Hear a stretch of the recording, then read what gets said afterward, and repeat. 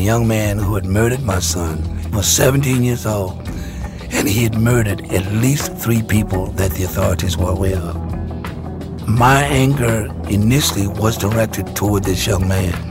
How could you do this to my son? How could you just brutally shoot him in the face and not have any remorse? What is creating these violent children? I then had a revelation and said, in order to solve the problems of youth violence and gun violence, it's going to take a community effort. It's going to take all of us working together. That's how I came up with ROOT.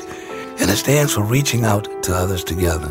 That's what we need to do to get to the root of the problem. We have a campaign called Guns Aside that we're trying to carry across the country, just like Mothers Against Drunk Driving, where they raise the awareness of drinking and driving.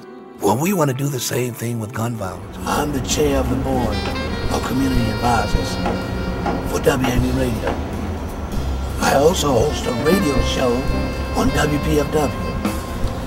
I do a quarterly common homicide meeting with the chief of police, and several groups try to prevent homicide. I sit on a wraparound task force at the Department of Mental Health. Right, there is no silver bullet, there is no quick fix, and all of us have said different things, and not that thing needs to happen, everything we've talked about needs to happen. And so as we've talked about blame and solutions, we really, when a 17-year-old brings a gun to school because he's part of a gang and shoots a rival gang member, as Kenny Barnes said, that isn't an isolated incident that just happened that day or that week or that year, right? And so we have systems of failure.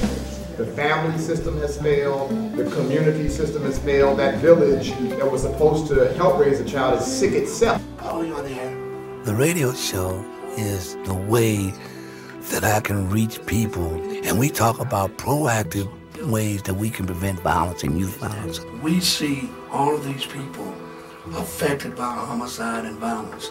It's one instance where you can speak truth to power, and I like doing that.